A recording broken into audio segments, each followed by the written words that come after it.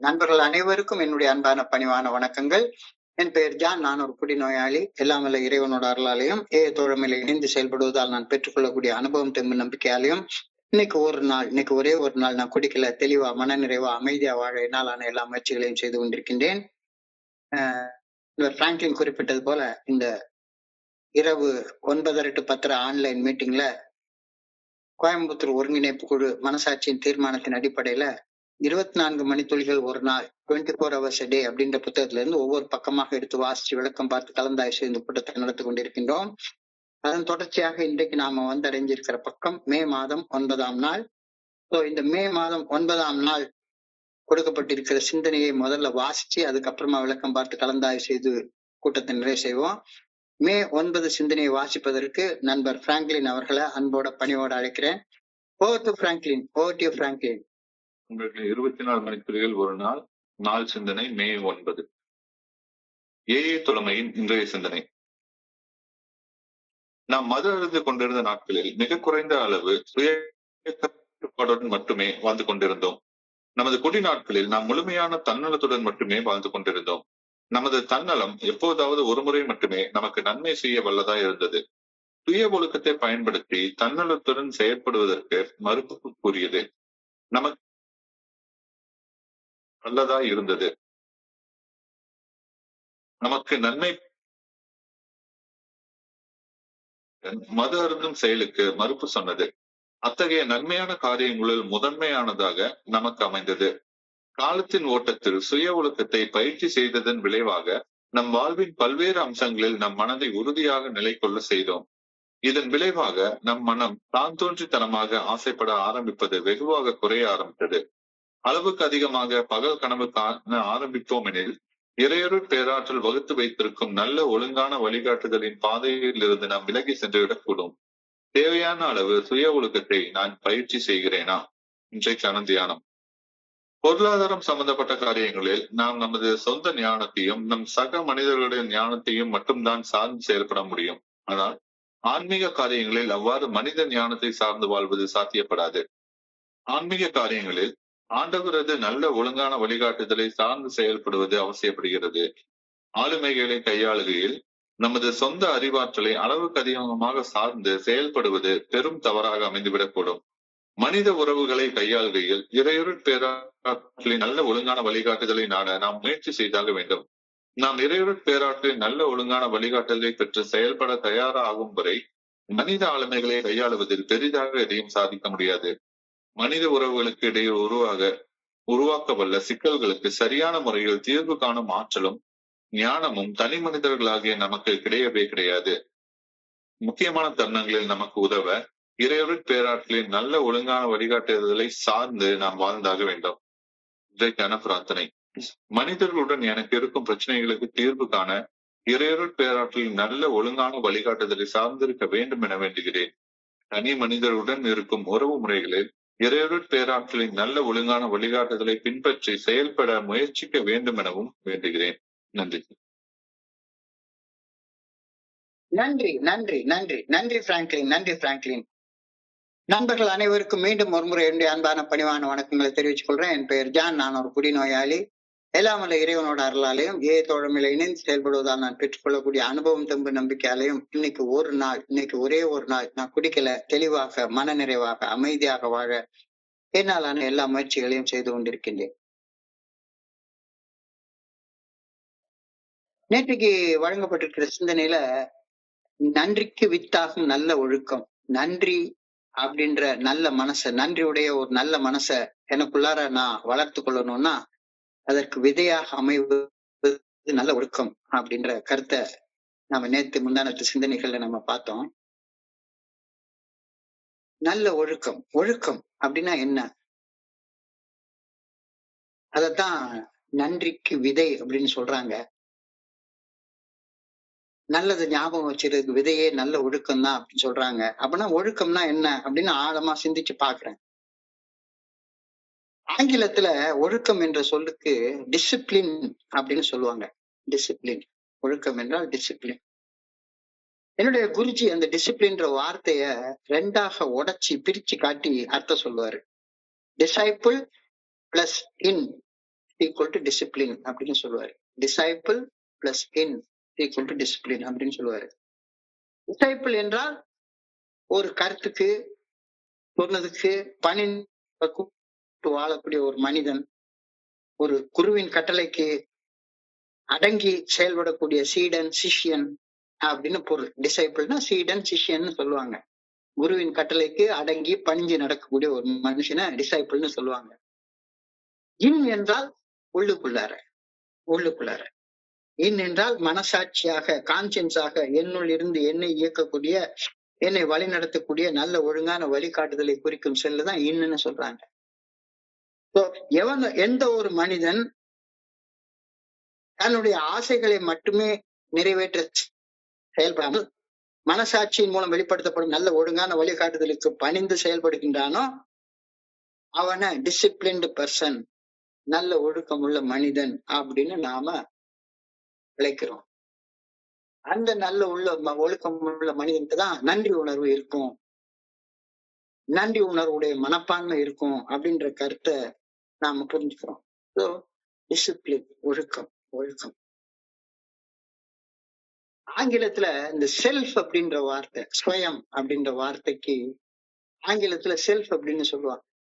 சுயமரியாதை, self discipline, சுய ஒழுக்கம், self discipline, self respect, self work அப்படின்னு அடிக்கடி சொல்லுவாங்க. ஆங்கிலத்துல செல்ஃப் என்ற சொல்லுக்கு 2 அர்த்தங்கள் உண்டு.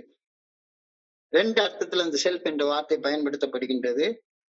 அந்த செல்ஃப்ல உள்ள எஸ்ல கேபிட்டல் எஸ் போட்டு நம்ம எழுதுனா அந்த செல்ஃப் நம்மளுக்குள்ளார அருவமாக மறைவாக இருந்து நம்ம இயக்கக்கூடிய இறையர் பேராற்றலை குறிக்கக்கூடிய சொல்லாகவும், ஆத்மாவை குறிக்கக்கூடிய சொல்லாகவும், ஸ்மால் எஸ்இஎல்எஃப்னு போட்டு செல்ஃப்னு சொன்னா அது நம்மளுடைய உடலை குறிக்கக்கூடிய சொல்லாகவும் பயன்படுத்தப்படுகின்றது. 2 வகையில பயன்படுத்தப்படுகின்றது. வித்தியாசம், கேபிட்டல் எஸ் எழுதி SALFன்னு சொல்லி செல்ஃப் சொன்னா அது நமக்குள்ளார அருவமாக மறைவாக உள்ளிருந்து நம்ம இயக்கக்கூடிய அந்த ஆன்மாவை குறிக்கக்கூடிய சொல், ஸ்வயத்தை குறிக்கக்கூடிய சொல். ஸ்வயம் என்றால் தொடக்க முடிவும் இல்லாதது, அதான் ஸ்வயம். ஸோ அது அந்த செல்ஃப் சுயத்தை குறிக்கக்கூடியது. ஸ்மால் SELFன்னு போட்டா அது நம்மளுடைய உடம்பையும் மனசையும் குறிக்கக்கூடிய சொல்லாக அது பயன்படுகின்றது. எனவே செல்ஃப் டிசிப்ளின் அப்படின்னு சொல்லும் போது மனசாட்சிக்கு பணிந்து, மனசாட்சிக்கு அடங்கி செயல்பட்டு ஒழுக்கத்தை வாழ்க்கையில வளர்க்கிறது, அதுக்கு பேர் தான் செல்ஃப் டிசிப்ளின் அப்படின்னு நாம அர்த்தம் தெரிஞ்சுக்கிறோம். செல்ஃப் டிசிப்ளின் என்றால் மனசாட்சிக்கு பணிஞ்சு, மனசாட்சிக்கு அடங்கி செயல்பட்டு வாழ்வதே ஒழுக்கம்னு நம்ம சொல்றோம். சுய ஒழுக்கம். Self-discipline is a process of continuous growth and self-mastery அப்படின்னு பெரியவங்க சொல்றாங்க. Self-discipline is a process of continuous growth and self-mastery. நான் என்னுடைய மனசின் மேல முழுமையான கட்டுப்பாட்டை அடைய முடியாமல் இருக்கலாம், ஆனாலும் சுய ஒழுக்கத்தின் பலனாக என்னுடைய மனச கட்டுப்பாட்டுக்குள்ளார கொண்டு வர முயற்சி பண்ணுவத சுய ஒழுக்கத்தை கடைபிடித்து வாழ்வதால சாத்தியப்படுத்த முடியும் அப்படின்னு நாம தெரிஞ்சுக்கிறோம். முழுமையாக மனசை கட்டுப்படுத்துறதுங்கிறது பெரிய ஞானிகள், பெரிய யோகிகள் அவங்களுக்கு சாத்தியப்படும். ஆனா சாதாரண மனிதர்களுக்கு கூட சுய ஒழுக்கத்தின் பலனாக மனசை கொஞ்சம் கொஞ்சமா மனசாட்சியின் கட்டுப்பாட்டுக்குள்ளார கொண்டு வர முடியும். முயற்சி செய்தால், சுய ஒழுக்கத்தை முயற்சி செய்து வாழ்ந்தால் முடியும் அப்படின்ற கருத்தை நாம புரிஞ்சு கொள்றோம். தன்னலம் தன்முனைப்பை பூர்த்தி செய்ய செயல்கள் செய்ய வேண்டும் என்று என்னுடைய மனசுல, என்னுடைய உள்ளத்துல, என்னுடைய அகத்துல எழும் அதிதீவிர அக தூண்டுதல்களை, உணர்வு கொந்தளிப்புகளை, உணர்வு தடுமாற்றங்களை கட்டுப்படுத்தி அந்த உணர்வுகளை அட்மினிஸ்டர் பண்றது, உணர்வுகளை நிர்வாகித்தலை சுய கட்டுப்பாடு அப்படின்னு சொல்ற. சாதாரண மனிதர்கள் எல்லாருக்கும் சோதனைகள், டெம்டேஷன்கள், கவன சிதறல்கள், எதிர்மறை உணர்வுகள் வந்துட்டு தான் இருக்கும். சாதாரணமா போறப்ப சோதனை வராம இருக்குமா? இப்ப கூட நான் திருநெல்வேலி இருட்டுக்கடை அல்வாவை கடந்து போறப்ப எனக்கு சோதனை வரத்தான் செய்யுது.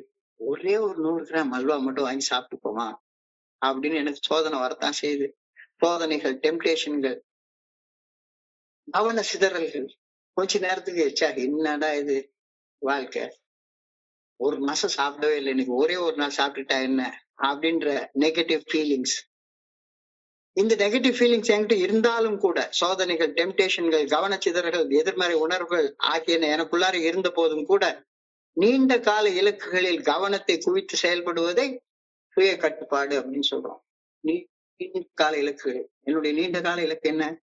இந்த வழிமுறைகளை பின்பற்றியதன் பலனாக ஒரு ஆன்மீக விழிப்புணர்வை பெற வேண்டும் அப்படின்ற மிக நீண்ட கால ஒரு இலக்கு. இந்த இலக்கை அடையிறதற்காக இன்னைக்கு சுய கட்டுப்பாட நான் பிராக்டிஸ் பண்ணணும் அப்படின்ற கருத்தை இன்னைக்கு நமக்கு நம்மளுடைய கவனத்துக்கு கொடுத்திருக்காங்க. Self discipline is learn, is a learned actionable trait. It is not an innate talent. Self டிசிப்ளினா யாருமே இருக்க மாட்டாங்க. அது ஒரு மனுஷனும் பிறக்கிறப்பே செல்ஃப் டிசிப்ளினோட பிறக்கிற மனுஷங்க எல்லாம் யாருமே கிடையாது. செல்ஃப் டிசிப்ளின் நம்ம வளர்த்து கொள்ளக்கூடிய ஒரு பண்பு, நம்முடைய செயல்களால வளர்த்து கொள்ள வேண்டிய ஒரு பண்பு அப்படின்ற கருத்து சொல்றாங்க. Self discipline bridges the gap between setting goals and achieving them. சுய ஒழுக்கம், செல்ஃப் டிசிப்ளின், சுய கட்டுப்பாடு என்பது பணிவு மற்றும் அடக்கத்துடன் செயல்படுவதால் நாம் நமக்குள்ளேயே உருவாக்கி கொள்ளும் ஒரு ஆன்மீக பண்பு ஆகும். இது பிறக்கிறப்ப யாருக்கு இருக்காது. சுய ஒழுக்கம் என்பது நமக்குள் இருக்கும் உள்ளார்ந்த திறமை அல்ல. சுய ஒழுக்கம் என்பது நமது இலக்குகளை நிர்ணயம் செய்வதற்கும் அவற்றை அடைவதற்கு செய்யக்கூடிய செயல்களையும் இணைக்கக்கூடிய ஒரு பாலம் தான் சுய ஒழுக்கம், சுய கட்டுப்பாடு அப்படின்ற கருத்தை சொல்றாங்க. புரிஞ்சுக்கொள்ள ஒரு கடினமான கருத்துனாலும் சரிதான், அதை நாம இன்னைக்கு சிந்தனையில கொடுக்கப்பட்டிருக்கனால தெரிஞ்சு வச்சுக்கோம். செல்ஃப் டிசிப்ளின், சுய ஒழுக்கம், அதோடைய முக்கியமான அம்சங்கள் என்ன? Key aspects of self discipline என்ன? Action over feelings. Action over feelings. நம்ம உணர்வுகளை விட செயல்கள் முக்கியமானது. Action is the magic word. செயல் ஒன்றே மந்திர சொல். நமக்கு 1000 உணர்வுகள் இருக்கலாம், அது இருந்துட்டு போட்டோம். அந்த உணர்வுகளுக்கு பணிஞ்சு, கோபம் வந்தா கோபத்துல பயம் வந்தா பயத்துல பொறாம வந்தா பொறாமையில காமம் வந்தா காமத்துல சோம்பேறித்தனம் வந்தா சோம்பேறித்தனத்துல சந்தேகம் வந்தா சந்தேகத்துல, இந்த உணர்வுகளுக்கு பணிந்து செயல்படுவதை விட உணர்வுகளை கட்டுப்படுத்தி செயல்படுவது அது முக்கியமானது. அதுதான் செல்ஃப் டிசிப்ளினுடைய மிக முக்கியமான அம்சம் அப்படின்னு சொல்றாங்க. Delayed gratification. கிராட்டிபிகேஷன் என்றால் செயல்களுக்கு நமக்கு கிடைக்கக்கூடிய பலன்கள். வாட்டர் பாட்டில் அடிச்சா விஷம் போல தலைக்கு உடனே போதை ஏறணும் அப்படின்ற மாதிரி இல்லாம, செயல் செஞ்ச உடனடியாக 1 மணி நேரம் தியானம் பண்ணா ஒரு மனுஷன் 1 மணி நேரம் முடிச்சு கண்ணை திறந்த உடனே நான் புத்தர் மாதிரி மகான் ஆயிடணும் அப்படின்னு நினைக்காத. வளர்ச்சி வழி தரக்கூடிய அளவுல ஸ்லோவா தான் நடக்கும். செயல்களுக்கு உடனடி பலன்களை எதிர்பார்க்காமல் இருப்பது சுய கட்டுப்பாடு, சுய டிசிப்ளின், செல்ஃப் டிசிப்ளின் அப்படின்னு சொல்றாங்க. கன்சிஸ்டன்சி, நிலைத்தன்மை. உடனடியா பலன் கிடைக்கல, அப்புறம் எதுக்குடா இந்த செயலை செஞ்சுக்கிட்டு அப்படின்னு இல்லாம நம்பிக்கையோட நிலைத்த தன்மையோட செயல் செய்யறதுல ஈடுபடுறது செல்ஃப் டிசிப்ளின், சுய கட்டுப்பாடு, சுய ஒழுக்கம். கவனம் சிதறாமல் போக்கஸ் பண்ணி செயல்படுவது செல்ஃப் டிசிப்ளின், சுய கட்டுப்பாடு. ஆக்ஷன் ஓவர் ஃபீலிங்ஸ், உணர்வுகளை விட செயல் முக்கியமானது. டிலேட் கிராட்டிபிகேஷன், செயல்களுக்கு உடனடியாக பலன்களை எதிர்பார்க்காமல் செயல்படுறதுல கன்சிஸ்டன்டா இருப்பது, நிலைத்தன்மையோட செயல்படுவது, கவன குவிப்போட போக்கஸோட செயல்படுவது. இது key aspects of self discipline அப்படின்னு நாம தெரிஞ்சுக்கிறோம். எப்படி சுய கட்டுப்பாட்டை வளர்த்துக் கொள்வது? How to cultivate self discipline, சுய கட்டுப்பாட்டை, சுய ஒழுக்கத்தை எப்படி வளர்த்துக் கொள்வது? Start from small actions. Start from small actions. பெருசா 2 மணி நேரம் தியானம் பண்றது ஆரம்பிக்காத. Start from small actions. இன்னைக்கு ஒரு நாள் குடிக்க கூடாது, இன்னைக்கு ஒரு நாள் குடிக்க கூடாது. அதுதான் செல்ஃப் டிசிப்ளினுடைய முதல் செயல். முதல் செயல். சுய கட்டுப்பாடுடைய முதல் செயல். சிறிய சிறிய செயல்கள் ஆரம்பி. கோபம் வந்தா நீ கெட்ட வார்த்தை பேசக்கூடாது. பயம் வந்தா ஓடி ஒளியக்கூடாது. பொறாம வந்தா உட்கார்ந்து டீ கடையில உட்கார்ந்து புறம் பேசக்கூடாது. காம உணர்ச்சி உள்ள நாம உணர்ற நேரத்துல காம உணர்ச்சிக்கு அடிபணிஞ்சு உடனே உட்கார்ந்து ரூம் பூட்டிவிட்டு செல்போன் எடுத்து நோண்டக்கூடாது. So start from small actions. Remove temptations. சோதனைகளை கடந்து வா. சோதனை வரத்தான் செய்யும். சோதனை வரத்தான் செய்யும். இன்னைக்கு ஒரே ஒரு நாள் இந்த தப்பான செயலை நான் செஞ்சுக்கிறேன் அப்படின்ற சோதனை வரும். இந்த சோதனைகளை கடந்து வருவது செல்ஃப் டிசிப்ளினை வளர்த்துக் கொள்வதற்கான ஒரு கீ அம்சம் அப்படின்ற கருத்தை நான் புரிஞ்சுக்கிறேன். Clear goals. தெளிவான இலக்குகளை நிர்ணயம் செய்யும். தெளிவான இலக்குகளை நிர்ணயம் செய்யும். நாள் அடிப்படையில இன்னைக்கு என்னென்ன செய்யக்கூடாது, என்னென்ன செய்யணும் அப்படின்னு இன்றைய நாளுக்காக தெளிவான இலக்குகளை நிர்ணயம் செய்து கொண்டு செயல்படு அப்படின்னு சொல்றாங்க. Set clear goals. Practice self correction. Suppose தப்பு செஞ்சிருந்தா சிகரெட் அடிக்க கூடாது அப்படின்னு ஒரு செல்ஃப் டிசிப்ளினுக்கு நாம ஒரு இலக்கை நிர்ணயம் பண்றோம். தெரியாதனமா ஒரு மனுஷன் ஒரு நண்பன் வந்து ஒரு சிகரெட்டை வாங்கி கொடுத்துட்டான். 10 வச்சு 2 இழுப்பு இழுத்துட்டோம். உடனே கீழே போட்டு மிதிச்சு அணைச்சிரு. Practice self correction. திருத்தங்களை பயிற்சி செய். Develop resilience. அதனால ஏற்பட்ட பாதிப்புகள்ல இருந்து மீண்டு வருவதற்கு உடனடியாக முயற்சி செய். விழுவது தோல்வி அல்ல, விழுந்து கிடப்பதுதான் தோல்வி அப்படின்னு சொல்லுவாங்க. Develop self routines. So key aspects of self discipline. சுய ஒழுக்கத்தின் முக்கிய அம்சங்கள் பார்த்தோம். Action over feelings, delayed gratification, consistency, focus. உணர்கொலையோட செயல்கள் முக்கியமானது. செயல்களுக்கு உடனடி பலன்களை எதிர்பார்க்காம கன்சிஸ்டன்டா தொடர்ச்சியாக நல்ல செயல்கள் செய்வதில் நிலைத்திருப்பது. எந்த செயல் செய்தாலும் கவன குறிப்போடு செயல்படுறது. இது சுய ஒழுக்கம், சுய கட்டுப்பாட்டுடைய முக்கியமான அம்சங்கள்னு பார்த்தோம். இப்ப செல்ஃப் டிசிப்ளினை எப்படி டெவலப் பண்றதுன்றத பத்தியும் பார்த்தோம்.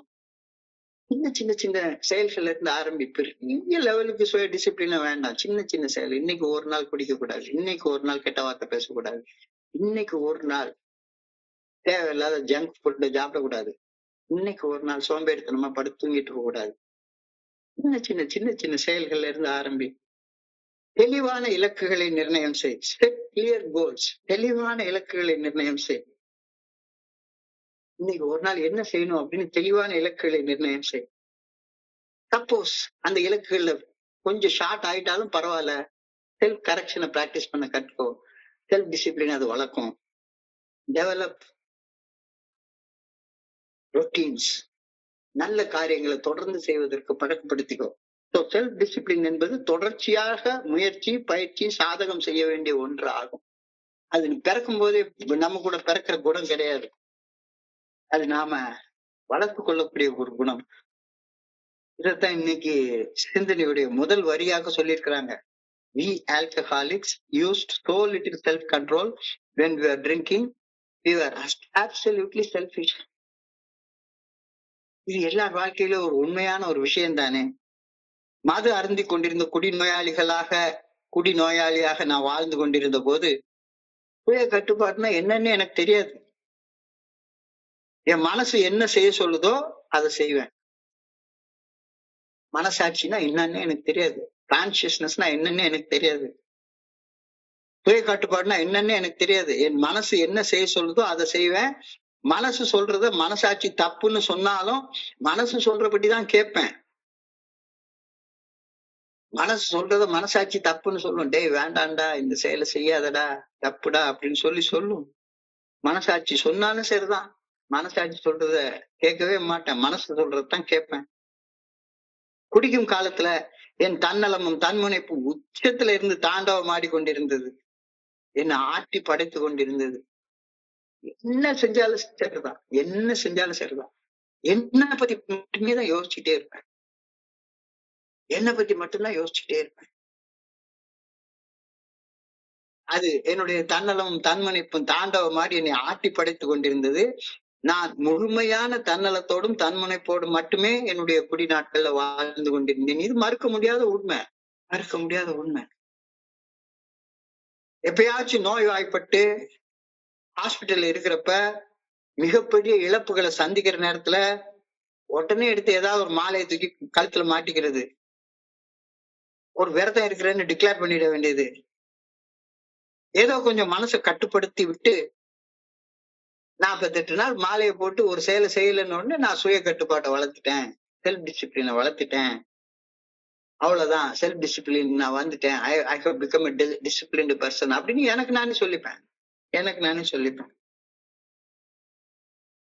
என்ன நானே ஏமாத்திக்கிற செயல். செல்ஃப் டிசிப்ளினை நான் கொண்டு வந்துட்டேன். எப்ப ஏதாச்சும் ரொம்ப பெரிய இழப்பை சந்திச்ச உடனே ஊரை ஏமாத்துறதுக்காக ஒரு வேஷம் போட்டுக்க வேண்டியது. நான் லென்த் சீசன் வந்துருச்சு. 40 நாள் நான் விரதம் இருக்க போறேன். தாடி வளர்த்துப்பேன். நான்வெஜ் சாப்பிட மாட்டேன் சொல்லுவேன். பெண்களை பார்க்க மாட்டேன் சொல்லுவேன். காலங்காத்தால 4:30 மணிக்கு எழும்பி குளிப்பேன். ராத்திரி 8 மணி வரைக்கும் குளிப்பேன். ஒரு 48 நாள் முடிச்ச உடனே நான் எனக்குள்ளார சுய கட்டுப்பாட்டை, செல்ஃப் டிசிப்ளினை, சுய ஒழுக்கத்தை நான் வளர்த்து கொண்டுட்டேன். அவ்வளவுதான், வேலை முடிஞ்சு போச்சு அப்படின்னு. தோழமையில இணைந்த அந்த ஆரம்ப நாட்கள்ல மதுவை விலக்கி வைத்தது கூட ஒரு ஆழமான பயத்தின் அடிப்படையில, ஆழமான அச்சத்தின் விளைவாகத்தான் ஆரம்ப காலகட்டத்துல நான் குடிய விலக்கி வச்சிருந்தேன். ஆண்டவனோட அருளால தோழமை எனக்கு கிடைச்சது. தோழமையில இணைந்து செயல்பட்டப்ப இறை அருளால் ஒரு நாள் அடிப்படையில மதுவை விலக்கி வச்சு வாழ ஆரம்பிச்சேன். மதுவை விலக்கி வச்சு வாழ ஆரம்பிச்சதே வாழ்க்கையில மிக பெரிய சாதனையாக எனக்கு தோணுச்சு. குடிக்கல குடிக்கல குடிக்கல 1 வருஷம் மெடலை வாங்கிட்டேன். 90 நாள் டோக்கன் வாங்கிட்டேன். மதுவை விலக்கி வச்சு வாழ்றது எனக்கு மிகப்பெரிய சாதனையாக தோணுச்சுது. நான் மனசுல அப்படித்தான் நினைச்சிட்டு இருந்தேன். மதுவை விலக்கி வச்சதே நான் ஒரு பெரிய சுய கட்டுப்பாட்டை, செல்ஃப் டிசிப்ளினை எனக்குள்ளார வளர்த்துக்கிட்டேன் அப்படின்னு எனக்குள்ளார நானே நினைச்சுப்பேன். ஆமா, உண்மைதான். மதுவை விலக்கி வச்சு ஒரு 90 நாள் டோக்கன் வாங்கியாச்சு. 1 வருஷம் பர்த்டே மெடல் வாங்கியாச்சு அப்படின்னா ஓரளவு சுய கட்டுப்பாட்டை எனக்குள்ளார கொண்டு வந்துட்டேன்றது உண்மைதான். சதா சர்வ காலம் குடிக்கணும் குடிக்கணும்னு மனசுல தோணக்கூடிய குடி வெறிய கட்டுப்படுத்தி குடிக்காம இருக்க ஆரம்பிக்கிறது சுய கட்டுப்பாட்டை, சுய ஒழுக்கத்தை வாழ்க்கையில கொண்டு வர்றதுடைய ஆரம்பம் அப்படின்ற உண்மையில சந்தேகமே கிடையாது. It's a fact. It is a fact. உண்மைதான். குடிக்கிறது நிறுத்துறப்ப சுய ஒழுக்கத்தை, கட்டுப்பாட்டை என்னுடைய வாழ்க்கையில கொண்டு வர ஆரம்பிச்சிட்டேன் அப்படிங்கிறது உண்மைதான். ஆனால் குடிக்கிறது நிறுத்துறது, சுய கட்டுப்பாடோட வாழ்க்கைய வேற பல அம்சங்கள்ல சுய கட்டுப்பாடு இல்லாம வாழ்றது, அது மறுபடியும் எனக்கு அதே பிரச்சனையை தானே கொடுக்கும். ஓரளவு சுய கட்டுப்பாடு கொண்டு வந்துட்டேன் குடிக்கிறதுன்ற ஒரு அம்சத்துல. ஆனா குடிக்கிறத நிறுத்திட்டு சுய கட்டுப்பாட வாழ்க்கையில வேற பல அம்சங்கள்ல சுய கட்டுப்பாடையும் சுய ஒழுக்கத்தையும் நான் கொண்டு வர வேண்டியதற்கான அவசியம். குடிக்கிறது நிறுத்தின உடனே எனக்கு தெரிய ஆரம்பிக்கணும். குடிக்கிறது நிறுத்துறது சுய கட்டுப்பாடு கொண்டு வர்றதற்கான ஆரம்பம் மட்டும்தான். சுய ஒழுக்கத்தை கொண்டு வர்றதற்கான ஆரம்பம் மட்டும்தான் அப்படின்னு இன்னைக்கு சிந்தனை நமக்கு நினைவூட்டுது. உண்மைதான், நீ சுய கட்டுப்பாடு கொண்டு வந்திருக்க. ஆனா வெறுமன ஒரே ஒரு அம்சத்துல தானே கொண்டு வந்திருக்க. இன்னும் வேற பல அம்சங்கள்ல சுய கட்டுப்பாடு கொண்டு வர வேண்டிய அவசியம் இன்னும் இருந்துட்டு இருக்கு அப்படின்றத நீ புரிஞ்சுக்க வேண்டாமா அப்படின்னு இன்னைக்கு சிந்தனை சொல்லுது. நான் பல வருஷ காலம் குடிக்கல. சுய கட்டுப்பாடை, சுய ஒழுக்கத்தை, செல்ஃப் டிசிப்ளினை என் வாழ்க்கையில நான் கொண்டு வந்துட்டேன் அப்படின்னு எனக்குள்ளார நினைச்சுக்கிறது என்ன நானே ஏமாத்தி கொள்ளக்கூடிய ஒரு விஷயமாக அமையும் அப்படின்னு இன்னைக்கு சிந்திக்க சொல்றாங்க. எஸ், குடிக்கிறத நிறுத்தினது காலத்தின் ஓட்டத்துல என்னை குடிக்கக்கூடிய குணக்கோளாறுகளையும் கட்டுப்பாட்டுக்குள்ளார கொண்டு வந்து சுய கட்டுப்பாட்டை, சுய ஒழுக்கத்தை என்னுடைய குணக்கோளாறுகளின் மேலும் கொண்டு வர வேண்டிய அவசியத்தை நான் கண்டிப்பா புரிஞ்சுக்கணும் தானே. கட்டுப்பாட்டுல இல்லாம குடிக்கிறது எனக்குள்ளார ஆழமாக வேரூன்றி போயிருக்கக்கூடிய குணக்கோளாறுகளின் மிகச்சிறிய வெளிப்பாடு. It is a tip of iceberg அப்படின்ற கருத்தை புரிஞ்சுக்கிட்டா ஆரம்பத்துல 90 நாள் குடிக்கல, 1 வருஷம் குடிக்கல. ஆனா காலத்தின் ஓட்டத்துல ஏன் நான் கிறுக்க மாதிரி பைத்தியக்கார மாதிரி குடிச்சேன், என்னை குடிக்க தூண்டிய குணக்கோளாறுகளையும் கட்டுப்பாட்டுக்குள்ளார கொண்டு வந்து என்னுடைய சுய கட்டுப்பாட்டை, என்னுடைய சுய ஒழுக்கத்தை, என்னுடைய செல்ஃப் டிசிப்ளினை எக்ஸ்டெண்ட் பண்ணி வாழ வேண்டிய அவசியத்தை நான் புரிஞ்சுக்கணும் தானே. 1 வருஷம் குடிக்கல அவ்வளவுதான், I have become disciplined person நானா நினைச்சுக்கிறது என்ன நானே ஏமாத்திக்கிறது ஆகாதா? கொஞ்சம் யோசிச்சு பாரு அப்படின்னு சொல்லி கேட்கிறாரு. At first giving up liquor was a big enough job for all of us. உண்மைதான், உண்மைதான். ஆரம்ப காலத்துல குடிக்கிறது நிறுத்துறது மிகப்பெரிய ஹிமாலயன் டாஸ்க். எவரெஸ்ட் மலை ஏறுறதுக்கு ஒப்பான டாஸ்க்ன்றதுல சந்தேகமே கிடையாது. At first giving up liquor was a big enough job for all of us. உண்மைதான். But later on, காலம் போக போக we can practice self-discipline in other ways to keep a firm grip on our minds so that we do not start any wishful thinking. குடிக்கணும் அப்படின்ற அதிதீவிர மனவெறி என் மனசுல இருந்துச்சு குடிக்கிற காலங்கள்ல. அதையே ஏஏ தோழமையின் உதவியால நான் கட்டுப்படுத்தி குடிக்காம இருக்க முடிஞ்சதுன்னா, அந்த குடி வெறி, அதிதீவிரமான குடி வெறி எனக்குள்ளார உருவாக காரணமா இருந்த குணக்கோளாறுகளையும் கட்டுப்பாட்டுக்குள்ளார கொண்டு வர்றது சாத்தியம் தானே. ஆனா நான் பட்ட குடியவே விட்டுட்டேன். அப்புறம் கோபத்தை விட முடியாதா? பயத்தை விட முடியாதா? பொறாமையை விட முடியாதா? சந்தேகத்தை விட முடியாதா? எனக்கு அவ்வளவு பிடிச்ச குடியவே விட்டுட்டேன். சோ அதைத்தான் சொல்றாரு, குடிக்கணும் அப்படின்ற அதிதீவிர மனவெறி நம்ம எல்லாருடைய மனசுலயும் இருந்துச்சு. அந்த அதிதீவிர குடி வெறியவே நம்மளால விட முடியுது அப்படின்னா, அந்த குடி வெறி நம்மளுக்குள்ளார உருவாகிறதுக்கு காரணமாக இருந்த குணக்கோளாறுகளையும் விட்டுட்டு சுய கட்டுப்பாடோட, சுய டிசிப்ளினோட வாழ்றது சாத்தியம் தானே. குடிக்கிறத நிறுத்தணும் அப்படின்ற சாதாரண விருப்பம், சாதாரண ஆசை, குடி வெறி என்கிட்ட இருந்து அகல உதவிச்சுதுன்னா, மெம்பர் ஆகிறதுக்கு ஒரே ஒரு தகுதி குடிக்கிறது நிறுத்தணும்ன்ற சாதாரண ஆசை. அந்த ஆசை இருந்தா குடி வெறி நம்ம கிட்ட இருந்து போய் குடிக்காம இருக்க முடியும் அப்படிங்கிறது உண்மைன்னா, என் குணக்கோளாறுகள் அகலணும் அப்படிங்கிற சாதாரண ஆசை அந்த குணக்கோளாறுகள் என்கிட்ட இருந்து அகல்வதற்கு விதைய போடும் தானே. ஆழமா யோசிச்சு பார்ப்போம். குடிக்கிறது நிறுத்தணும் அப்படின்ற சாதாரண ஆசை இன்னைக்கு எத்தனையோ வருஷங்கள் குடிக்காம இருக்க நமக்கு உதவி இருக்கு. அப்ப கோபத்தை விட்டுறணும் அப்படின்ற, கோபத்துல கெட்ட வார்த்தை பேசுறத விட்டுறணும் அப்படின்ற சாதாரண ஆசை, பயத்துல ஓடி ஒளியணும் அப்படின்றத விட்டுற சாதாரண ஆசை, ஆம விரியில ரூம போட்டுட்டு என்னுடைய சக்தி விரயம் பண்றதை நிறுத்தணும் அப்படின்ற சாதாரண ஆசை, பொறாமையில புறம் பேசுறது நிறுத்தணும் அப்படின்ற சாதாரண ஆசை, என்னுடைய குணக்கோளாறுகள் எல்லாமே என்கிட்ட இருந்து விலகி ஒரு சுய கட்டுப்பாட்டோட, ஒரு சுய ஒழுக்கத்தோட வாழ்றதுக்கு போதுமானதாக இருக்கும் அப்படின்றது உண்மையாகத்தானே இருக்க முடியும். Practice self discipline in the same way. Practice self discipline in same way. எப்படி குடி வெறி போகணும் அப்படின்றதுக்காக குடிக்காம இருக்க செயல் செய்து குடி வெறிய உங்ககிட்ட இருந்து அகற்றி கொண்டியோ, சுய ஒழுக்கத்தால குடிக்கிறது நிறுத்துற செயல் ஒரு சுய ஒழுக்கம் தான், கட்டுப்பாடுதான். அந்த கட்டுப்பாட்டால குடி வெறிய உங்ககிட்ட இருந்து அகற்ற முடியும் அப்படின்னா, அதே சுய கட்டுப்பாட்டை குணக்கோளாறுகள் அகல்வதற்காகவும் பயன்படுத்தி அந்த குணக்கோளாறுகள் என்கிட்ட இருந்து போறதுக்கும் வழிவகை செஞ்சுக்கலாம் தானே. கொஞ்சம் யோசிச்சு ராஜா அப்படின்னு சொல்லி நம்மள சிந்திக்க சொல்லி சொல்றாரு. ஆனா எப்ப பார்த்தாலும் சதா சர்வகாலமும் if I am daydreaming much, I will always be in the danger of slipping. எப்ப பார்த்தாலும் உட்கார்ந்து பகல் கனவு கண்டுகிட்டே உட்கார்ந்து நான் இல்லாத ஒண்ணு இருக்கிற மாதிரி கனவு கண்டுகிட்டே இங்க வந்து பொய் பொய்யா பகிர்ந்து கொண்டே இருந்தேன் அப்படின்னு சொன்னா, இந்த டேஞ்சர் ஆஃப் ஸ்லிப் வந்து இருந்துட்டே இருக்கும். வெறுமனை குடிக்காம இருந்து கொண்டு நானும் சுய கட்டுப்பாட்டோட சுய ஒழுக்கத்தோட வாழ்கின்றேன் என்று வெறுமனை பகல் கனவு கொண்டிருந்தால், வகுத்து வைத்திருக்கிற பாதையில இருந்து நான் விலகி செல்லக்கூடிய அபாயம் இருந்து கொண்டேதான் இருக்கும், அதிகரித்து கொண்டேதான் இருக்கும். இஃப் ஐ டே ட்ரீம், பகல் கனவு காண்றது, நான் சுய கட்டுப்பாடு கொண்டு வந்துட்டேன், என் வாழ்க்கையில எல்லாத்தையும் நான் சுய கட்டுப்பாடு செல்ஃப் டிசிப்ளின் உள்ளார வந்துட்டேன் அப்படின்னு சுய கட்டுப்பாடு இல்லாம செயல்பட்டு கொண்டிருந்துட்டு என்னுடைய ஷேரிங்ல நான் பொய்யா சொல்லிக்கிட்டே பகல் கனவு கண்டுகிட்டே இருந்தேன்னா வகுத்து வைத்திருக்கிற பாதையில இருந்து நான் விலகி செல்லக்கூடிய அபாயம், ஸ்லிப் ஆகக்கூடிய அபாயம், பாதை நழுவி செல்லக்கூடிய அபாயம் அதிகரித்து கொண்டே இருக்கும் அப்படின்ற கருத்தை இன்னைக்கு சொல்றாங்க. அதான் இன்னைக்கு கேள்வி. ஆம் ஐ பிராக்டிசிங் எனஃப் செல்ஃப் டிசிப்ளின்? தேவையான அளவு, போதுமான அளவு சுய ஒழுக்கத்தை நான் பயிற்சி செய்து வருகின்றேனா?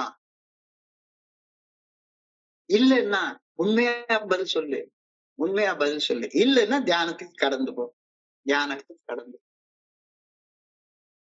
நான் என்ன பண்றேன், சுய ஒழுக்கம் வாழ்க்கையில சாத்தியமே படாதுன்னு காரணம் என்னன்னா, சில நண்பர்கள் சொல்லுவாங்க, எப்படி சார் நான் ஒரு வியாபாரம் பண்றேன், அந்த என் வியாபாரத்தை நம்பி கிட்டத்தட்ட என் கீழே ஒரு 100 பேர் வேலை செஞ்சிட்டு இருக்காங்க, கொஞ்சம் நெளிவு சுழிவு இல்லாம நான் எப்படி வியாபாரம் பார்க்க முடியும்?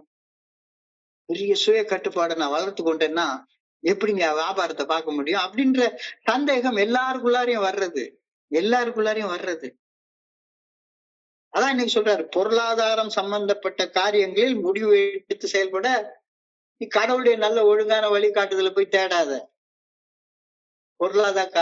பொருளாதார காரியங்களில் நல்ல முடிவு எடுக்கணும் அப்படின்னா உன்னுடைய அறிவை பயன்படுத்து, அனுபவத்தை பயன்படுத்து.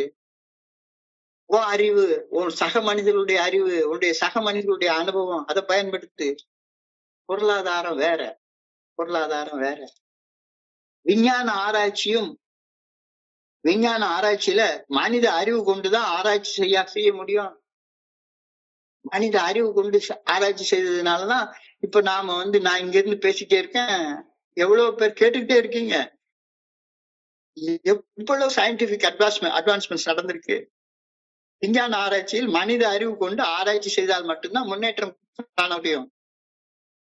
நிரூபிக்கப்பட்ட உண்மைகளை கொண்டு மட்டுமே பொருளாதார முடிவுகளை எடுக்க முடியும். ஏன், எப்படி, எதுக்கு அப்படின்ற கேள்வியை கேட்காம விஞ்ஞானத்துல வளர்ச்சி காண முடியாது, பொருளாதாரத்துல வளர்ச்சி காண்பது சாத்தியப்படவே படாது. ஆனா மெய்ஞானம், ஆன்மீகம் கண்ணுக்கு புலப்படாத சூட்சும சக்திகளை குறித்த தேடல் ஆகும். பொருளாதார தேடல் வேற, மெய்ஞான தேடல் வேற.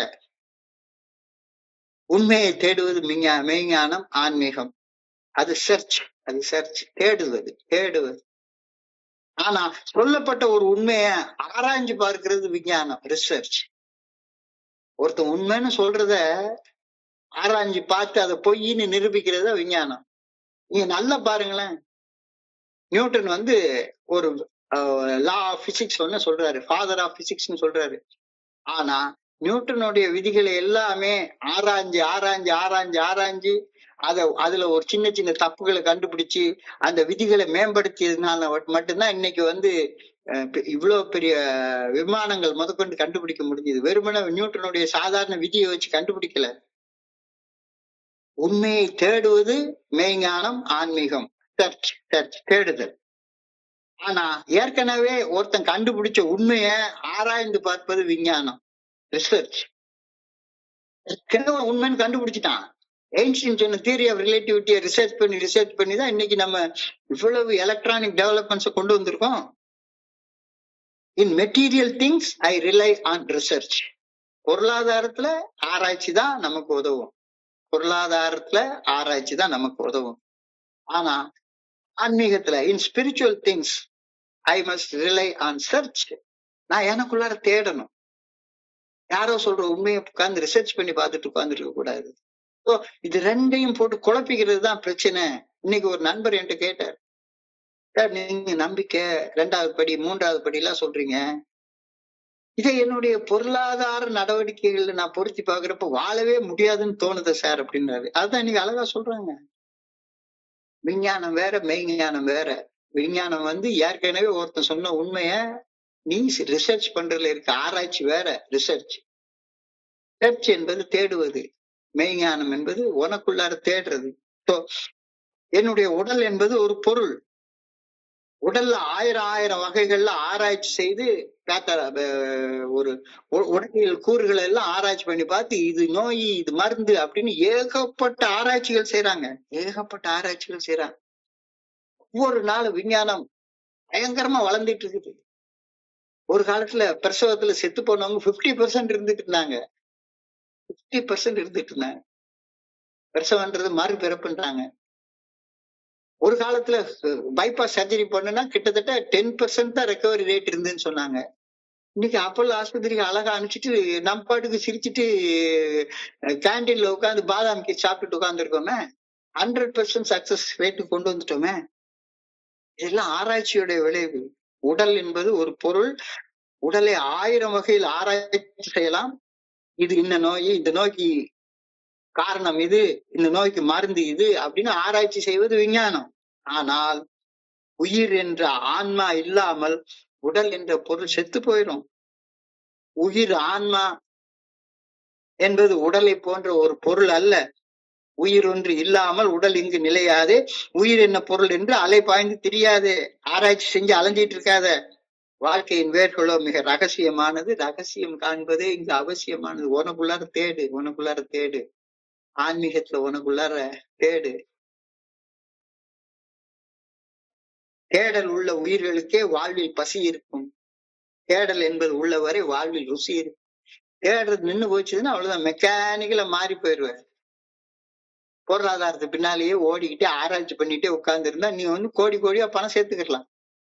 ஆனா வாழ்க்கையில ருசியே இருக்காது. தேடல் உள்ள உயிர்களுக்கே வாழ்வில் பசி இருக்கும். தேடல் என்பது உள்ளவரை வாழ்வில் ருசி இருக்கும். எவ்வளவு அழகான வரிகள் பாருங்க. இன் spiritual things I cannot rely on my own wisdom. இந்த ஆன்மீக தேடல்ல என்னுடைய மனித அறிவுக்கு எந்த பங்குமே கிடையாது.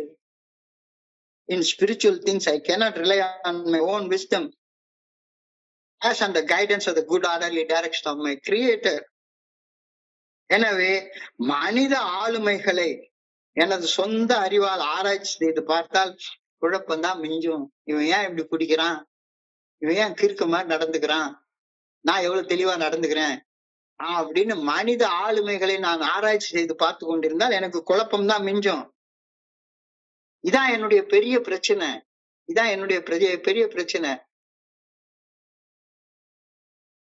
பொருளாதாரத்தை நான் தேடுறதே கிடையாது. பொருளாதாரத்துல அதை தேடி ஓடிக்கிட்டே இருக்கிறேன். பொருளாதாரத்தை தேடுறேன். ஆனா மெய்ஞானத்தை ஆராய்ச்சி பண்ணிட்டே உட்கார்ந்து இருக்கிறேன். உல்டாவா சரி. In material things I rely on search.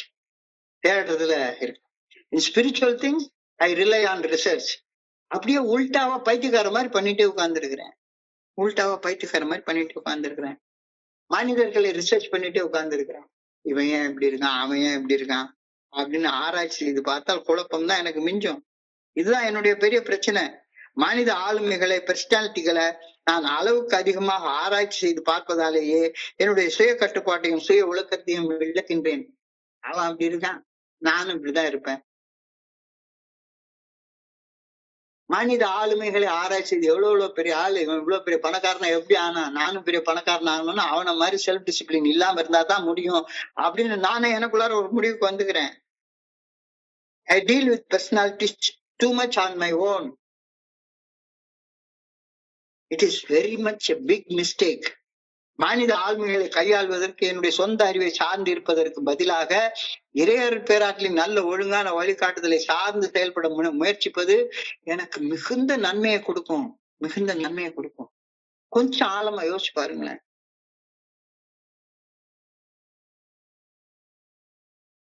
பொருளாதாரத்தை தேடி ஓடாத. ஆனா எப்படி பொருள் சம்பாதிக்கிறது அப்படின்றத கவனமா ஆராய்ச்சி செய்து பார்த்து பொருள் சம்பாதி. ஓகே, அங்க வந்து ரிசர்ச் வந்து அவசியம். ஆன்மீகத்துல உட்கார்ந்து ஆராய்ச்சி பண்ணி மாத்திட்டு இருக்காத. அங்க தேடு, உனக்குள்ளார தேடு, கடவுள் யாருன்னு தேடு. சோ எனக்குள்ளார சுய ஒழுக்கத்தையும் சுய கட்டுப்பாட்டையும் கொண்டு வந்து இறையருள் பேராற்றல நல்ல ஒழுங்கான வழிகாட்டுதலுக்கு பணிந்து மனசாட்சி உறுத்தக்கூடிய செயல்களை செய்யாமலும் மனசாட்சி சரியென சொல்லும் செயல்களை செய்தும் முதற்கண் என் மனதை பழக்கப்படுத்தும் வரை பிற ஆளுமலை திறம்பட கையாள்வது எனக்கு சாத்தியப்படவே படாது. எல்லாரு கூடயும் சண்டை போட்டுட்டே மட்டும்தான் உட்கார்ந்துருப்பேன். எனது தனி மனித பெர்சனாலிட்டிய சுய கட்டுப்பாட்டுக்குள்ளார, சுய ஒழுக்கத்துக்குள்ளார முதல்ல கொண்டு வர நான் என்னுடைய மனசை பழக்கப்படுத்தணும். அதுக்கு அப்புறம் தான் பிற மனித ஆளுமைகளை திறம்பட கையாளுவது குறித்து என்னால யோசிக்க கூட முடியும். I cannot accomplish much of value in dealing with personalities, dealing with people, until the good orderly direction of God knows that I am ready. நான் எனக்குள்ளார சுய கட்டுப்பாடை வளர்த்துக்குள்ளாத வரைக்கும் இவன் ஏன் சுய கட்டுப்பாடு இல்லாம செயல்படுறான் அப்படின்றதுக்கான காரணம் எனக்கு தெரியவே தெரியாது. ஒரு தனி மனிதனாக ஆளுமைகளை கையாளும் சக்தி எனக்கு கொஞ்சம் கூட கிடையாது. I alone do not have the power and wisdom to put things right between people. I have to rely on the good orderly direction of God to help me in this matter. ஒவ்வொரு மனித பெர்சனாலிட்டியும் ஒரு மனித ஆளுமையும் இறைவனுடைய ஆன்மாவால ஆட்டுவிக்கப்படக்கூடிய ஒரு மனிதன். அவன் கர்ம வினைகளுக்கு தகுந்த மாதிரி அவன் செய்யறான். அவனை டீல் பண்றப்ப நீ உன்னுடைய இறைவனுடைய நல்ல ஒழுங்கான வழிகாட்டுதலை கேளு. எப்படி பணம் சம்பாதிக்கிறதுன்றது உன்னுடைய ஞானத்தை, அறிவை பயன்படுத்து. அடுத்தவங்களுடைய அறிவை பயன்படுத்து. உல்டாவா பயன்படுத்தாத. I pray that I may rely on the good orderly direction of God in dealing with people. மனிதர்களுடன் எனக்கு இருக்கும் பிரச்சனைகளுக்கு தீர்வு காண இறையர் பேராட்டின் நல்ல ஒழுங்கான வழிகாட்டுதலை சார்ந்திருக்க வேண்டும் என வேண்டுகின்றேன். I pray that I may try to follow his guidance in all personal relationship. தனி மனிதர்களுடன் இருக்கும் உறவு முறைகளை இறையர் பேராட்டின் நல்ல ஒழுங்கான வழிகாட்டுதலை பின்பற்றி செயல்பட முயற்சிக்க வேண்டும் எனவும் வேண்டிக் கொள்கின்றேன். அழகான ஆழமான சிந்தனை. இன்றைய சிந்தனையை சுருக்கமாக எடுத்து பார்த்தா, ஒழுக்கம் என்பது என்ன? டிசிப்ளின். டிசைபிள் பிளஸ் இன். டிசைபிள் என்றால் ஒன்றுக்கு பணிந்து அடங்கி செயல்படுபவன் டிசைபிள். ஸ்டூடெண்ட், சிஷ்யன். குருவுடைய கட்டளைகளுக்கு பணிந்து செயல்படுபவன். டிசைபிள் பிளஸ் இன் என்றால் நம்மளுடைய அகம், உள்ளத்துக்குள்ளார அருவமாக மறைவாக உள்ளிருக்கக்கூடிய இறையர் பேராட்டுல நல்ல ஒழுங்கான வழிகாட்டுதலுக்கு பணிந்து அடங்கி செயல்படக்கூடியவன் சுய ஒழுக்கம் உள்ள, சுய கட்டுப்பாடு உள்ள ஒரு மனிதன்னு பாக்குறோம். சுயம் என்பது இறைவனை குறிக்கக்கூடிய சொல். சுயம் என்றால் ஆரம்பமும் இல்லாம, முடிவும் இல்லாம, பிறப்பும் இல்லாம, இறப்பும் இல்லாம இருக்கக்கூடிய ஒரு உண்மையை குறிக்கிற சொல்லக்கூடிய சொல். அந்த ஆரம்பமும் இல்லாம, முடிவும் இல்லாம இருக்கிறது என்னுடைய ஆன்மா, என்னுடைய உயிர். அது எனக்குள்ளார இருக்குது. அந்த ஆன்மாவின் நல்ல ஒழுங்கான வழிகாட்டுதலுக்கு பணிந்து செயல்படுவது தான் சுய ஒழுக்கம் அப்படின்னு சொல்றோம். Self discipline is a process of continuous growth and self mastery. அது ஒரே நாள்ல எல்லாம் கிடைக்காது. எல்லாருமே சுய ஒழுக்கத்தோட பிறக்கிறவங்க எல்லாம் கிடையவே கிடையாது. சுய ஒழுக்கம் எனக்குள்ளார இறைவனால படைக்கப்பட்ட ஒரு திறமை அல்ல. அது நான் பயிற்சி, முயற்சி, சாதகம் செய்வதால எனக்குள்ளார வளர்த்து கொள்ளக்கூடிய ஒரு ஆன்மீக பண்பு. என்னுடைய வாழ்க்கையில சோதனைகள், டெம்டேஷன்ஸ், கவனச்சிதறல்கள், எதிர்மறை உணர்வுகள் இருந்த போதும் கவனத்தை செயல்படும் போது இந்த சுய கட்டுப்பாட்டை நான் வளர்த்து கொள்றேன். இந்த சுய கட்டுப்பாடை வளர்த்து கொள்றதுதான் நான் நன்றியுடைய மனசை எனக்குள்ளார உருவாக்கி கொள்வதற்கான விதை. அப்போ key aspects of self discipline என்ன சொல்றாரு? உணர்வுகளை விட செயல் முக்கியமானது. Action over feelings. செயல்களுக்கு உடனடி பலன்களை எதிர்பார்க்காம கன்சிஸ்டன்டா நிலைப்பு தன்மையோட செயல்பட்டுட்டே இருக்கிறது. Delayed gratification and consistency in action. Focus, கவன சிதறல் இல்லாம செயல்படுறது. எப்படி செல்ஃப் டிசிப்ளினை வளர்த்து கொள்றது? சின்ன சின்ன காரியங்கள் ஆரம்பி, பெரிய லெவலுக்குலாம் ஆரம்பிக்காத. இன்னைக்கு ஒரு நாள் குடிக்காத, இன்னைக்கு ஒரு நாள் கெட்ட வார்த்தை பேசாத, இன்னைக்கு ஒரு நாள் பெருந்தீனி திங்காத, இன்னைக்கு ஒரு நாள் சோம்பேறித்தனமா தூங்கிட்டு இருக்காது. Start in small actions. Remove temptation. சோதனைகளை கடந்து வா. சின்ன சின்ன இலக்குகளை இன்னைக்கு நிர்ணயம் பண்ணிக்கோ. Set small goals, clear goals. Practice self correction. Suppose நீ செட் பண்ண கோல்ஸ்ல இருந்து கொஞ்சம் தவறிட்டாலும் சரிதான், உடனே எழும்பி நில்லு. விழுவது தோல்வி அல்ல, விழுந்து கிடக்குறதுதான் தோல்வி அப்படின்றத புரிஞ்சுக்கோ. Develop routines. நல்ல ஒழுக்கம். ஒவ்வொரு நாளும் 9:30 மணிக்கு இந்த மீட்டிங் வரணும் அப்படின்னா 9:30 மணிக்கு வரணும். அது என்னுடைய கடமை, அது என்னுடைய கடமை. கண்டிப்பாக வரணும் அப்படின்னு ஒரு ரொட்டீனை உருவாக்கி கொள்ளு. இல்ல இதை விட அது முக்கியம், அதை விட இது முக்கியம், எது முக்கியமானது அப்படின்னு யோசிச்சு பண்ணிக்கோ. அதுக்கு தகுந்த மாதிரி உன்னுடைய ரொட்டீன்ஸை டெவலப் பண்ணிக்கோ. செல்ஃப் டிசிப்ளின் என்பது தொடர்ச்சியான முயற்சி, பயிற்சி, சாதகம் செய்ய வேண்டிய ஒன்று ஆகும். ஆல்கஹாலிக்ஸ் ஆகிய நமக்கு இந்த சுய டிசிப்ளின்ங்கிறது இல்லவே கிடையாது. கிடையவே கிடையாது. எல்லாருக்கும் அந்த செல்ஃபிஷ்னஸோட தான் இருந்தோம். சுய கட்டுப்பாடு, சுய ஒழுக்கம்னா என்னன்னே எனக்கு தெரியாது.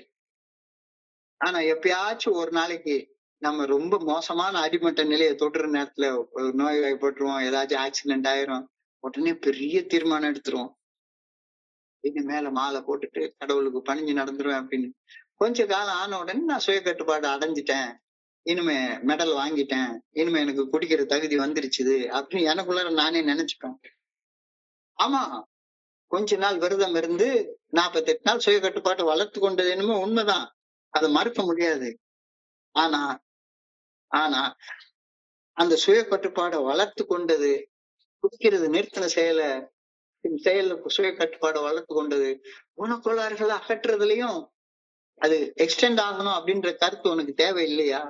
At first, giving up liquor was a very big task. உண்மைதான். But later on, we can practice self-discipline in other ways to keep a firm grip on our minds. நம்முடைய மனசை கட்டுப்பாட்டுக்குள்ளார கொண்டு வரணும். வெறுமனை குடிக்கிறதுல மட்டும் இல்ல, குணக்கோளாறுகளால உந்தப்பட்டு செயல்படுறதுல இருந்தும் கோபம், பயம், பொறாமை, சந்தேகம், காமம், சோம்பேறித்தனம், ஆணவம், கலிவிரக்கம் எதுவும் நம்ம மேல மாஸ்டரி ஆயிடக்கூடாது. குடிக்கணும் அப்படின்ற அதி தீவிர மனவெறி என்னுடைய மனசுல இருந்துச்சு. அதை போக்க என்னால முடியும்னா குணக்கோளாறுகளையும் போக்க என்னால முடியும் தானே. Practice self discipline the same way. ரொம்ப அளவுக்கு அதிகமாக நான் செல்ஃப் டிசிப்ளினை வளர்த்து கொண்டேன் அப்படின்னு பகல் கனவு கண்டேன்னா அபாய பாதையில் நீ போயிட்டு இருக்க அப்படின்னு அர்த்தம். புரிஞ்சுக்க ராஜா அப்படின்னு சொல்றாரு.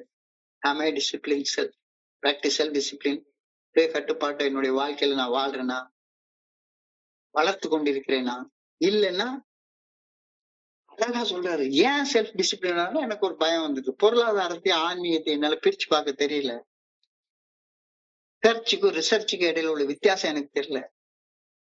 சர்ச்சுக்கு ரிசர்ச்சுக்கு இடையில உள்ள வித்தியாசம் தெரியல. எஸ், பொருளாதார காரியங்கள்ல ரிசர்ச் பண்ணு, எவ்வளவு வேணாலும் ரிசர்ச் பண்ணு. உடல் ஒரு பொருள், உன்னுடைய உடலை ஆரோக்கியமா வச்சுக்கிறது எப்படி எப்படின்னு 1008 ரிசர்ச் பண்ணு. ஆனா ஆன்மீக காரியங்கள்ல ரிசர்ச் பண்ணாத, சர்ச் பண்ணு, தேடு. In material things, rely on research. In spiritual things, rely on search. உடல் என்பது ஒரு பொருள். உடல்ல ஆயிரம் வகையில ஆராய்ச்சி பண்ணி எத்தனை நோய் வருது, இந்த நோய்களுக்கு எல்லாம் காரணம் என்ன, இந்த நோய்களுக்கு நிவாரணம் என்ன அப்படின்னு எவ்வளவு வேணாலும் ஆராய்ச்சி பண்ணு. ஆனா உயிர் என்ன பொருள் என்று ஆராய்ச்சி பண்ணிட்டு இருக்காது. உயிர் ஒன்று இல்லாமல் உடல் இங்கு நிலையாது, உயிர் என்ன பொருள் என்று அலைப்பாய்ந்து தெரியாதே. வாழ்க்கையின் வேர்களோ மிக ரகசியமானது, ரகசியம் காண்பதே மிக அவசியமானது. தேடல், தேடல் இருக்கிற வரைக்கும் வாழ்க்கையில பசி இருக்கும். ரிசர்ச் இருக்கிறப்ப பசி போயிடும். தேடல் என்பது உள்ள வரை வாழ்க்கை ருசியா இருக்கும். ஒவ்வொரு நாளும் இந்த புத்தகத்துல என்ன எழுதியிருக்காங்க, இவ்வளவு ஆழமான விஷயங்கள் எழுதியிருக்காங்க. இதெல்லாம் தேவையில்லைன்னா விட்டுருங்க, ஒன்னும் பிரச்சனை இல்லை. இன் spiritual things I cannot rely on my own wisdom as on the guidance of the good orderly direction of my creator. So, ஆன்மீக காரியங்கள்ல என்னுடைய அறிவை சார்ந்து என்னால வாழவே முடியாது. I cannot accomplish much of value in dealing with people until the good orderly direction of God knows that I am ready. நான் மனித ஆளுமைகளை ஆராய்ச்சி பண்ணி பாக்குறதுலயே என்னுடைய சுய கட்டுப்பாட்டை இழந்து போயிடுறேன். வேண்டாம். மனித ஆளுமைகளை கையாள்வதற்கு என்னுடைய சொந்த அறிவை சார்ந்து இருப்பதற்கு பதிலாக மனித ஆளுமைகளை சார்வதற்கு இறைவனுடைய நல்ல ஒழுங்கான வழிகாட்டுதலை தேடு. என்னுடைய தனி மனித பெர்சனாலிட்டி சுய கட்டுப்பாட்டுக்குள்ளார, சுய ஒழுக்கத்துக்குள்ளார கொண்டு வரப்பட்டாக வேண்டும்.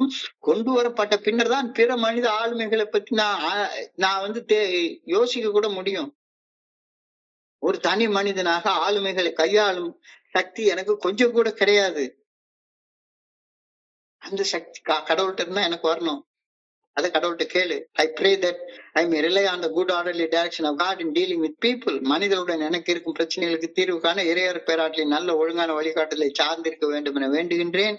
தனி மனிதர்களுடன் இருக்கும் உறவுமுறைகளை இறையர் பேராற்றலின் நல்ல ஒழுங்கான வழிகாட்டுதலை பின்பற்றி செயல்பட முயற்சிக்க வேண்டும் என ஆண்டவனை வேண்டுகின்றேன். ரொம்ப ஒரு ஆழமான செய்தி இன்றைக்கு கொடுக்கப்பட்டிருக்கிறது. இன்றைய பகுதியை படிக்கிற பெண் மனதை கடந்த சிந்தனைகளை உங்களோட பகிர்ந்து கொள்ள இந்த நல்ல அற்புதமான வாய்ப்பு வழங்கிய குழுவிற்கு என்னுடைய பணிவான நன்றிகளை தெரிவித்துக் கொள்றேன். இதுவரைக்கும் பொறுமையாக கேட்ட ஒவ்வொரு நண்பருக்கும் என்னுடைய பணிவான நன்றிகள். இந்த இரவு பொழுது நண்பர்களுக்கு இனிமையான இரவாக அமைய இறைவனை பணிவோட வேண்டிக் கொள்கின்றேன். நன்றி, நன்றி, நன்றி, நன்றி, நன்றி.